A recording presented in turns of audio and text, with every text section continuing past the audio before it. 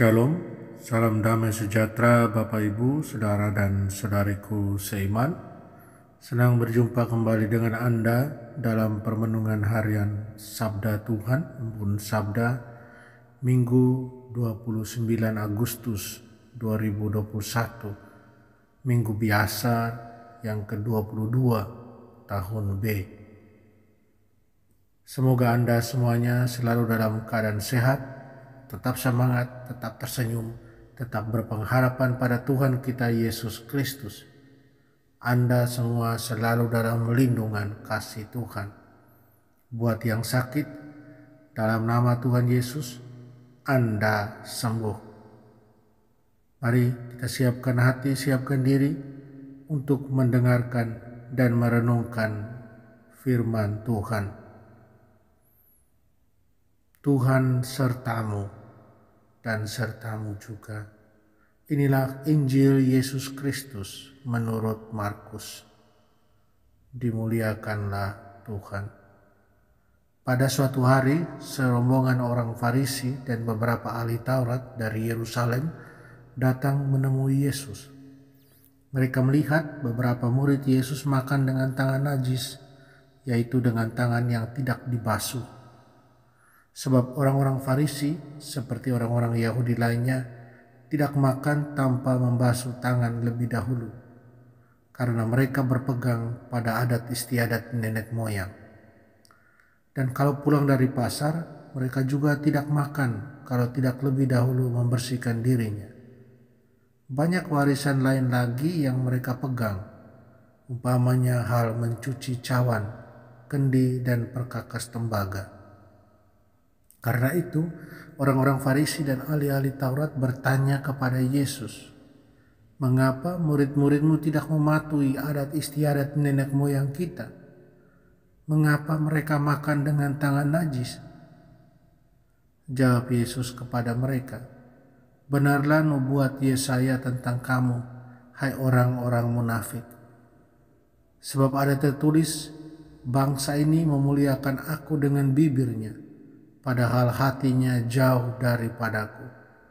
Percuma mereka beribadah kepadaku, sedangkan ajaran yang mereka ajarkan ialah perintah manusia. Perintah Allah kamu abaikan untuk berpegang pada adat istiadat manusia." Lalu Yesus memanggil orang banyak dan berkata kepada mereka, "Dengarlah aku dan camkanlah ini. Apapun dari luar yang masuk ke dalam seseorang tidak dapat menajiskan dia, tetapi apa yang keluar dari seseorang, itulah yang menajiskan dia. Sebab dari dalam hati orang timbul segala pikiran jahat, percabulan, pencurian, pembunuhan, perzinahan, keserakan, kejahatan, kelicikan, hawa nafsu, iri hati, hujat, kesombongan, kebebalan. Semua hal-hal jahat ini timbul dari dalam dan menajiskan orang." Demikianlah sabda Tuhan. Terpujilah Kristus. Saudara dan saudariku seiman, terkasih dalam Tuhan, saya ajak kita merenungkan yang jahat datang dari dalam.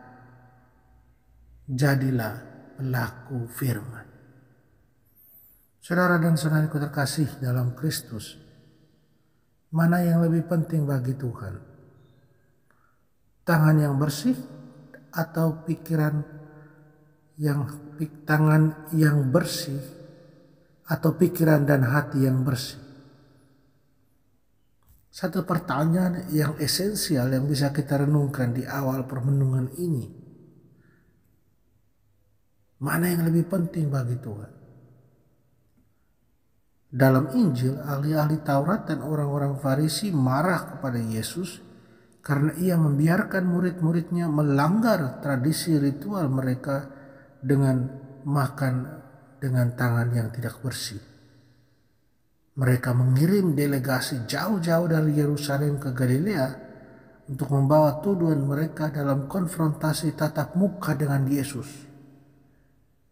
Yesus menangani tuduhan mereka dengan masuk melihat ke inti masalahnya, dengan melihat maksud dan tujuan Allah untuk perintah-perintah itu.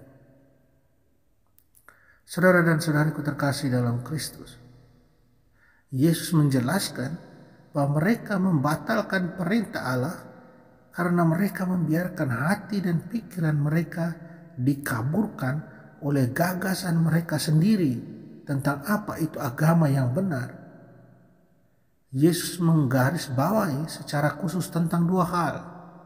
Pertama, soal kemunafikan.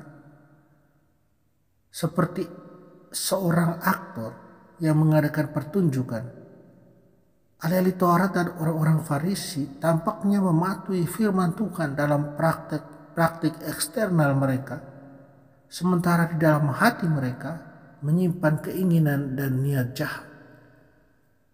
Kedua, Yesus secara tegas mengecam mereka karena mereka mengabaikan firman Tuhan dengan mengganti dengan argumen dan interpretasi mereka sendiri, bertolak belakang dengan apa yang Tuhan minta. Mereka menyusun argumen-argumen yang cerdas berdasarkan pemikiran mereka sendiri dan bukan berdasarkan firman Tuhan. Yesus kemudian merujuk mereka pada nubuat Nabi Yesaya, di mana sang nabi menuduh orang-orang pada zamannya memuliakan Tuhan dengan bibir mereka, sementara hati mereka jauh dari memilih dan melakukan apa yang Tuhan minta dari mereka. Saudara dan saudariku terkasih dalam Tuhan, dari mana datangnya kejahatan dan apa solusi untuk menghilangkannya dari kehidupan kita? Yesus menanggapi masalah ini sebagai tanggapan atas perhatian para pemimpin agama terhadap pencemaran ritual. Para pemimpin agama, mereka tidak fokus dengan menghindari kekotoran batin. Karena itu, Yesus mengarahkan para pendengarnya ke sumber kekotoran batin yang sebenarnya. Keinginan jahat yang datang dari dalam diri seseorang yang terdalam, dari dalam hati. Ini pertama muncul dari relung terdalam dari pikiran dan niat kita, dari keinginan rahasia yang hanya dapat dipahami oleh jiwa individu.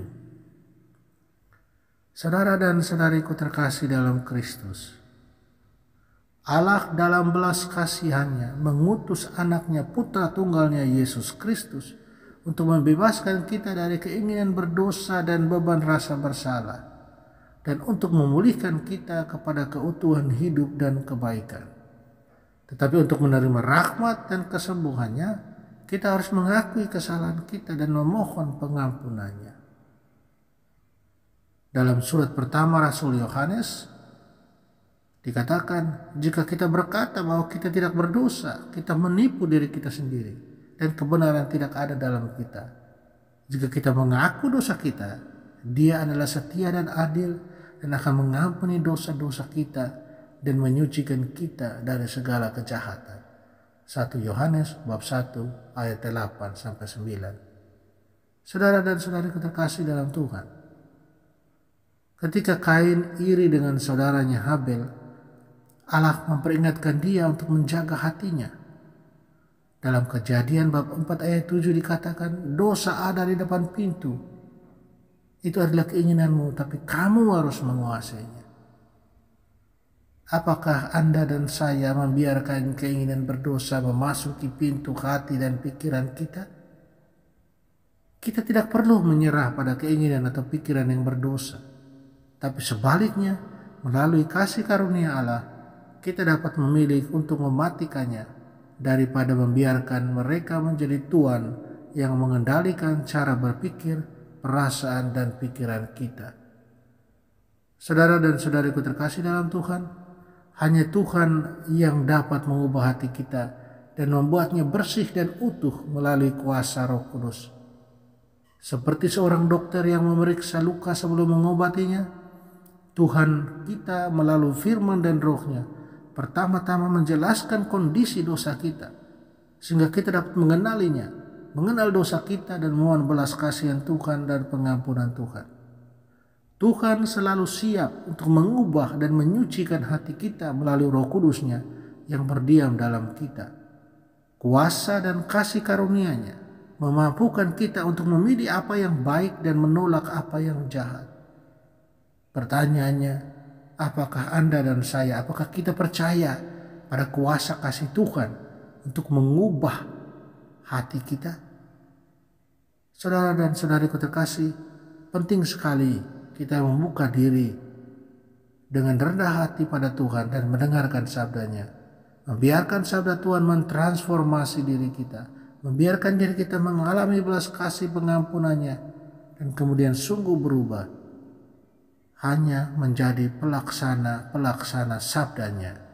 Dan bukan kekuatan-kekuatan setan. Amin. Mari kita mohon kekuatan dari Tuhan, kita berdoa. Tuhan Yesus, penuhi kami dengan Roh Kudus-Mu, jadikanlah hati kami seperti milik-Mu, berkobar dengan cinta dan kekudusan. Kuatkan keinginan kami agar kami selalu memilih untuk mencintai apa yang baik dan menolak apa yang jahat. Amin. Mari kita mohon berkat Tuhan, Tuhan sertamu dan sertamu juga. Kita sekalian, semua orang yang kita sayangi, kasih, segala usaha rencana kerja kita dibimbing, dilindungi, dan diberkati Allah yang Maha Kuasa, Bapa dan Putra dan Roh Kudus. Amin.